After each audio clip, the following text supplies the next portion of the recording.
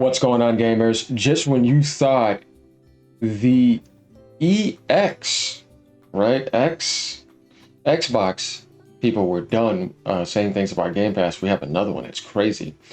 Former Xbox Game Studios VP Shannon Loftis, whatever, says Game Pass creates tension with the developers at Xbox. Yeah, Shannon Loftis, we see this right here. Here we go again. Damn, this is crazy. Remember, this is not going to change our benefits. We're still going to use it. Doesn't change anything. They're basically just saying what they want to say about Microsoft, not about our experience. It doesn't lessen your experience. If you have this mantra, it is going to help you get through whatever. You know what I mean? It's all about how we approach and view things mentally on this screen. We're all masculine over here. We'll be all right. As a longtime first-party Xbox developer, I can attest that Pete is correct. Oh, he's coming to back up Pete. While Game Pass can claim a few victories with games that otherwise would have sunk beneath the waves, human fall flat, the majority of game adoption on Game Pass comes at the expense of retail revenue. Yeah, we talked about this before. We know this. Like I said, if you're going to make a game and it costs you like 180 million and you put it on Game Pass day one, how are you going to get back that 180 million? You know what I mean? Well, the only other way is to branch out. You know what I mean? So, unless the game is engineered from the ground up, but that's what they have to fix. You know what I mean? We want the benefits though. Engineered from the ground up for post-release monetization. I could and may someday write pages on the weird inner tensions this creates. He should, because everybody just wants to know the truth. If you're still going to use it after that, you're still going to use it after that. Me reading it and knowing the truth just allows me to see it in a more clearer picture, because those are the guys who were there. So let's read it. So we have a whole article to read about this. This is going to get interesting. Like, comment, subscribe. We got a lot here to talk about. Ponies, sit down. I know y'all are here. PlayStation gamers, stick around. Nintendo gamers, PC gamers, yeah, you guys know what's up. All right, going down here, let's take a look at some of these comments, and we're going to move to the full article. Notice how all these people talking bad about Xbox are EX employees. That's what I was saying at the beginning. I think that's funny. From Xbox, LL, sounds like a bitter EX girlfriend. Yeah, you know, that type of stuff does happen. Can't move on, has to be negative all the time, follow you around everywhere, stick their nose in your business. You guys know how that type of stuff is. Or have to add in something negative, no matter how good you could do. You could do the 99.999%, and somebody will try to take that 0.1% and magnify it and manipulate it. It's like, yeah, you know, y'all are just losers. That's okay. Yes, but then they should explain to me why they keep releasing on Game Pass. It doesn't seem to me, it takes two to tango, like Microsoft pulled a gun on anyone to be on Game Pass. Those who were there did so of their own free will. Now, that's what I said about the acquisitions.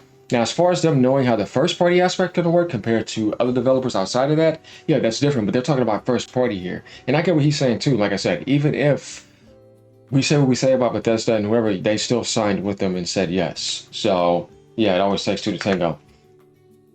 Game Pass is also killing the developer's drive. Why make a good game when it isn't going to sell well because it is a subscription service? It can be subpar and it'll still check all the boxes, e.g. Redfall. Now, Redfall was just because of development issues, things left midway. This had nothing to do with Game Pass. That game would have been like that whether Game Pass was there or not. You see what I'm saying?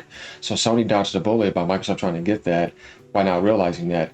And then a lot of those developers left. You know what I mean? That's what happened at Arcane. I don't know if people know about that, but yeah, Redfall lost a lot of its staff midway, and it was left with like a broken team damn near trying to do what they could. So that was a problem with that. That's not necessarily a Microsoft issue. That was an internal Bethesda issue. Just saying, had to correct you. It's always former folk who got something to say. Go get a job, or if you found one already, move on. Game Pass is great for exposure, of course. But it clearly shifts how studios earn. Yeah, of course. Not all developers are on board with the trade. No, that's not going to happen. We already know that. Definitely power selling developers. Now, let's go over to this article. This is where things are said here by Derek Strickland. As we see, he's the senior gaming editor here at Tweaktown. As it says right here, former Xbox Game Studios VP Shannon Loftis is the latest higher up to speak out on how Game Pass creates internal tensions with game developers. Let's scroll down and let's continue.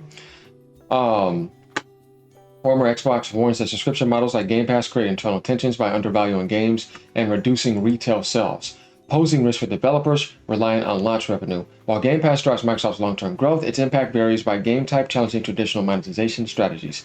Yes, of course it is doing that. We are aware of that. I've talked about this. I've covered this plenty of times in my videos.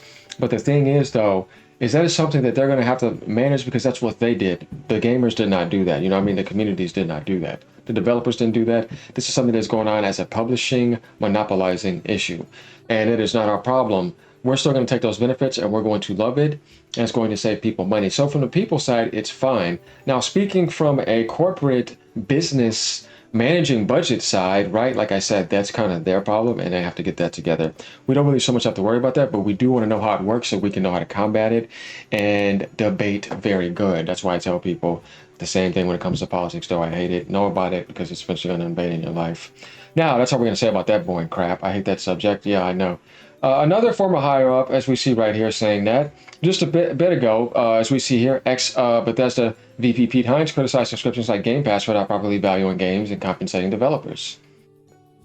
Now, former Xbox Game Studios VP Shannon Loftis echoes this sentiment, saying that the Game Pass subscription model has caused tensions within internal teams. The reason Game Pass is volatile, and the service adds another layer of uncertainty to an already risk-fraught industry. Oof, those are tough words. Let me know what you guys think about that. As a long-time, here it goes right here. This is on LinkedIn. As a long-time first-party developer, I can attest that Pete is correct. While Game Pass can claim a few victories with games that otherwise have sunk beneath the waves, Human Fall Flat, etc., the majority of game adaptation on Game Pass comes at the expense of retail revenue. Unless the game is engineered from the ground up for post-release monetization, he's pretty much saying that it's just going to make it tough and I coded and someday write pages on the weird attention this creates. So that's what he had to say. We read that earlier. Let's keep going down. For game developers, Xbox Game Pass can either be a boon or a bane. Microsoft issues upfront payments to developers when their games show up on Game Pass, but devs may sell fewer copies of their game as a result, and the launch windows can be critical for initial sales. The service is a new business lever that comes with potential risk and uncertainties, especially for developers that are counting on a specific game doing well. Ultimately, Game Pass is a driver of the Xbox business, and Microsoft is fine with potentially devaluing its products in the short term for a chance at long-term success. The inclusion of Call of Duty on Game Pass is the clearest example of this in action. Former Activision Bobby Kotick refused to launch the franchise into Game Pass on day one because he knew it would significantly decrease the amount of games sold on launch day. We've did that video on my channel. You guys remember that? I've covered it. Like I said, I've done all of this. So everything they're saying, we talked about, we know about here. This is not going to offend you when you've already seen it and you're ready to know what this is. So this is why you shouldn't be offended. Basically, they're saying the same thing as anything we've talked about before.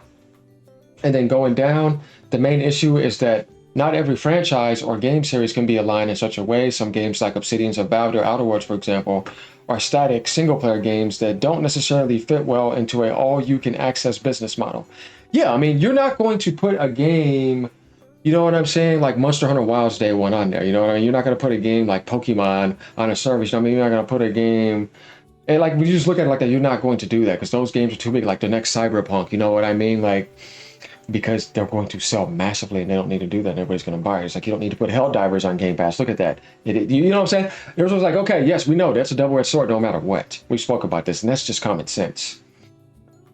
So, it appears developers are just having trouble properly attaching dollar values to their games, especially via subscriptions, whereas lifetime value and other determinations can be tough to make. Well, that's what Sean Layden was talking about with Spotify. On a macro level, Game Pass is good for business. Microsoft pulled in nearly $5 billion from Game Pass last fiscal year. So there we pretty much have that by Derek Strickland talking about what that means. And this is my thing. So like when we pull up Game Pass, obviously we get all these benefits. We get a good deal. Obviously it's going to go up because it has to, because Microsoft needs to get some type of profit. Like I said, at 25, it's still fine. But like when we look at something like Plus and what they got this year compared to what Microsoft was giving, yes, no competition. You got a really good deal and it saves you a lot of money.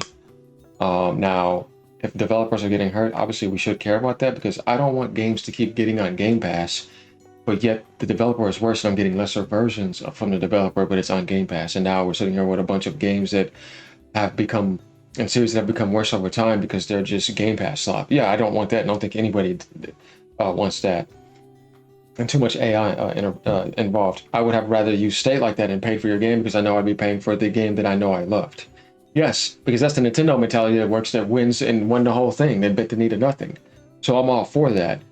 Now I'm not against games being just as good as they look, like Ninja Gaiden 2, Ninja Gaiden 2 Black, you know what I mean? Like when you, or Ninja Gaiden 4, you know what I mean? Ninja Gaiden 2 Remake. When you see that and you see that quality not going down and it's on Game Pass day one, Hollow Knight's on Game Pass, so I'm buying that because I'm going to support that, you know what I mean? But still, what I'm saying is that you see quality games, even third-party games, come to Game Pass day one. It's not devaluing it. It's still branching out and selling millions on the other platforms.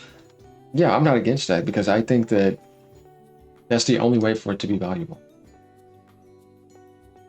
I was not for Game Pass being only in the Xbox ecosystem because I think that's suicide. And let's face reality, we all know that it is, right? Even though you still want that benefit because it's so good. Hell, Netflix was in debt forever until they got like 100 and something plus million to start getting in there. That's how tough it is. And a lot of people were not making the money they want because they were in debt. They needed to pay them. So yeah, it is tough. When you think about that, that's how you knew it's like that in a way. And the only way you can even get set up like that right now is if you have so much damn money, and Microsoft does, so they can get away with that type of stuff.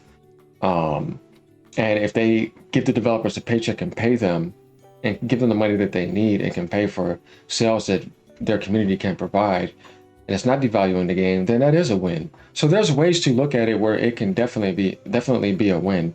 It just depends on how you look at it. I'm always going to say a Game Pass to me is something positive because it benefits the consumer and it helps them not buy a game and be stuck with it, having to get a refund or go back to GameStop trading it in or something like that. You know what I mean? If you have it active and something disappears in front of you, even if you don't have to pay for a subscription, you can still test something out and save yourself money. You can get a discount. You're not locked into pressing onto the game only. You can still buy it. So, yeah, well, people are going to say what they want about it. I've already criticized this and said this before. Yeah, I understand this, but at the end of the day, what's more important is that the consumer gets that benefit, and they are getting that. So Microsoft just needs to get their stuff more together to make sure everything looks more positive, because that's their problem. So let me know what you guys think about this. We had to cover this, and I'm glad to get into it. If we want to look down at some more comments, we can. Let's see, where's Destin and Paris at? Game Pass should be cheaper and nothing more than extended demos that carry over when you purchase the game. Game Pass users should get discounts on all digital games they played extended demos for. Interesting point of view. It's kind of like that in a certain way. Former Xbox, you know the rest. Game Pass, bad. Okay, yeah, that's funny. Winnie the Pooh, Game Pass, lol.